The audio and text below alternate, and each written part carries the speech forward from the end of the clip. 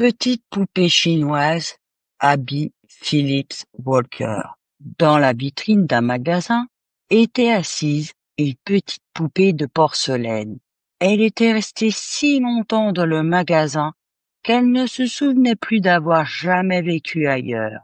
Il y a très longtemps, il existait d'autres poupées de porcelaine, mais une à une, des petites filles les ont emportées et elle s'est retrouvée seule. La poupée de porcelaine avait des cheveux peints en noir et de grands yeux fixes, et ses lèvres et ses joues étaient très rouges. Son corps était rempli de sueur de bois, et ses mains et ses bras cocoutes étaient en porcelaine, de même que ses pieds et ses jambes jusqu'aux genoux. Peu à peu, des poupées de cire arrivèrent au magasin. Elles avaient de vrais cheveux tout bouclés et des yeux qui s'ouvraient et se fermaient. La pauvre poupée de Chine fut reléguée en vitrine, puis, au bout d'un certain temps, rangée dans une boîte sur une étagère et ressortie seulement une fois par an à Noël pour être dépoussiérée et remise en vitrine. Elle se sentait bien seule au milieu de toutes ces élégantes poupées de cire, et comme elle avait perdu tout espoir d'être un jour choisie par une petite fille, elle fut soulagée lorsque la vieille dame qui tenait le magasin la remit dans sa boîte sur l'étagère.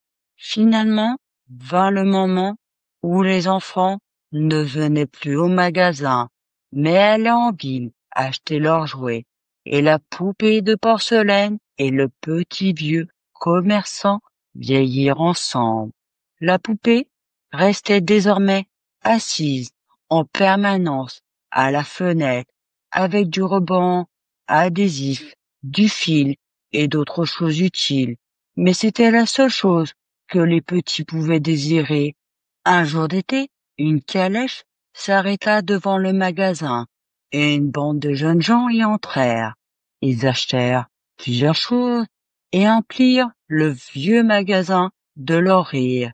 Soudain, la plus jolie fille passa la main par la vitrine et en sortit une poupée de porcelaine. « Oh, ma chère petite poupée si charmante !» s'exclama-t-elle. « Ma grand-mère en a une exactement pareille, les filles.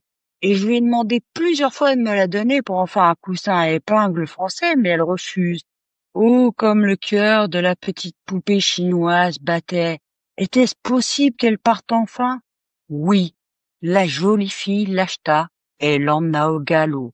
Le lendemain, elle habilla la poupée de porcelaine d'une magnifique robe de soie, telle qu'on en avait rêvé des années auparavant, avec une surjupe et des manches à volants.